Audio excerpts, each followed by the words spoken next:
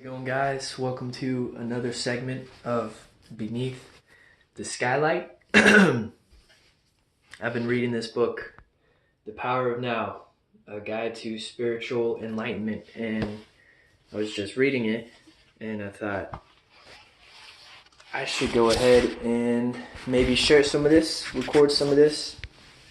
So I'm gonna go ahead and do that.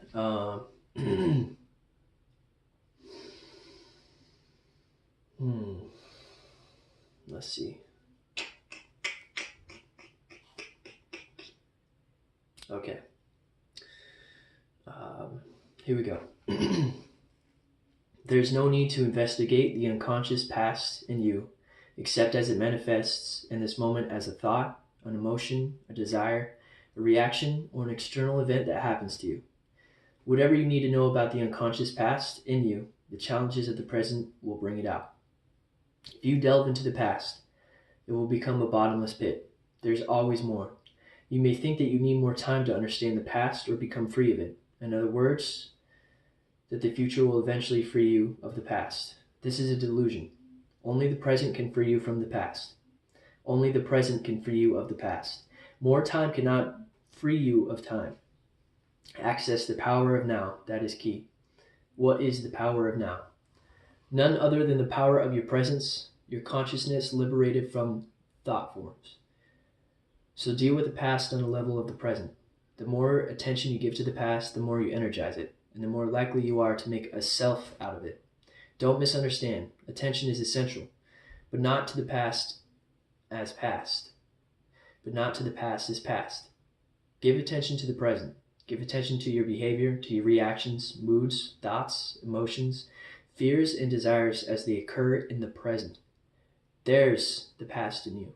If you can be present enough to watch all those things, not critically or analytically, but non-judgmentally, then you are dealing with the past and dissolving it through the power of your presence. You cannot find yourself by going into the past. You find yourself by becoming into the present. You cannot find yourself by going into the past. You can find yourself by coming into the present.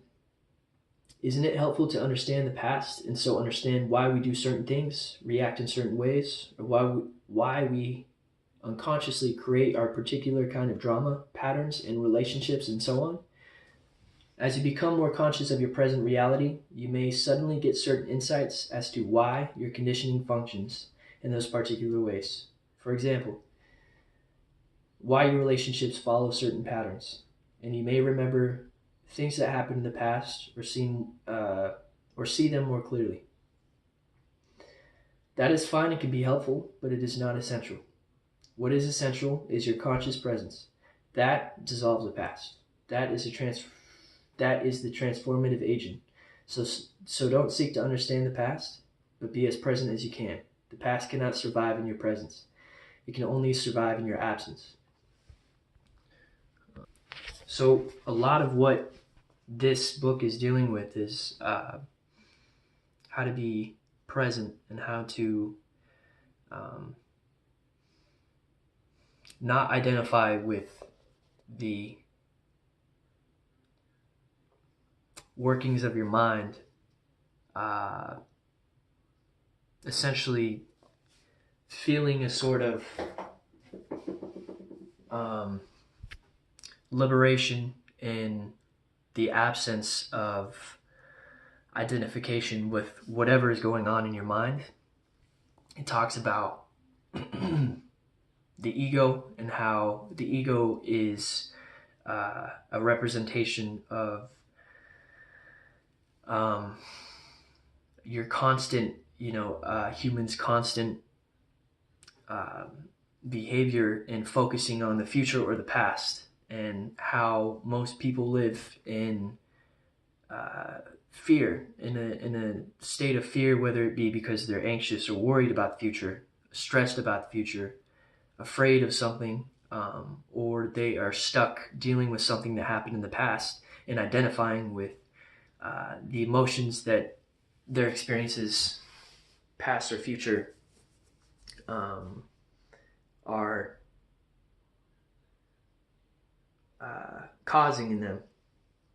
It kind of deals a lot with that. And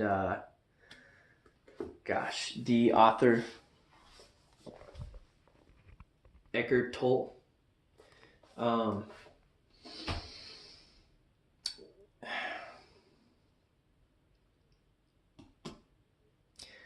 I think everyone should read this book because I truly believe the insight that this guy is sharing and delving into is extremely, extremely powerful.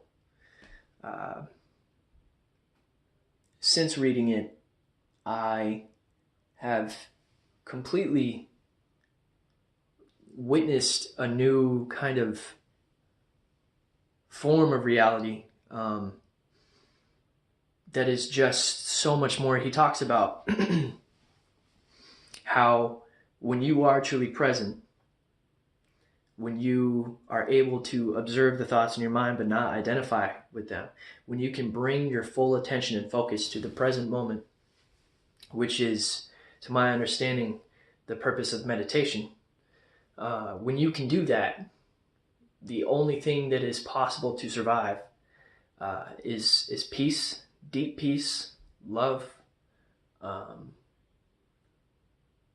creativity, and joy. And I truly, truly have experienced that since reading this book. And I don't even want to say since. I mean, I feel I've spoken previously about walking and the value of moving every single day. But until now, I haven't been able to describe or really recognize what that was for completely. I've had moments of peace where I didn't feel confined by emotions or my issues, and that was a huge reason why I would walk in the first place. But other times it would just be to, movement without necessarily a purpose in mind, or the purpose of, okay, I'm going to prepare for the rest of my day or the rest of my week. I'm going to get my mind in a state that is proactive. But I feel that because I spend a lot of my time doing that, moving, like that is something that every single day I am keen on doing that. I feel that because I've done that, I'm able to understand, or at least experience, basically the thesis of this book easy.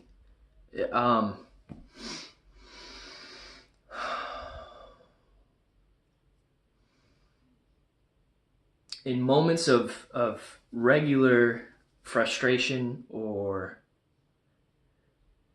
negativity in any form, taking my attention and completely immersing it in the present moment and doing my best, and it's not easy, but doing my best to not identify with what's going on in my head, being able to silence that, or being able to observe it, not judge it, not analyze it, but just see it, recognize it, and then move my mind away from it into the present moment. In times of frustration, in times of anger, of stress, being, realizing what is going on, not being present, and then shifting my mentality, my focus into being present, is just a tremendous change. And I don't even know how to describe it, but the access to, you have issues, you have everybody does. Everybody struggles. Everybody has some sort of pain that is almost seems partial to the life experience. Well, I can wholeheartedly say that when you are present, when you focus on being present, there's no more issues. There is no more pain. It is peace. It is love. It is joy. It is creativity. I don't know if the passage I read was extremely telling of that, but I would recommend this book to everybody. Yeah, The Power of Now. Yeah, I guess that's all I have to share. Thank you.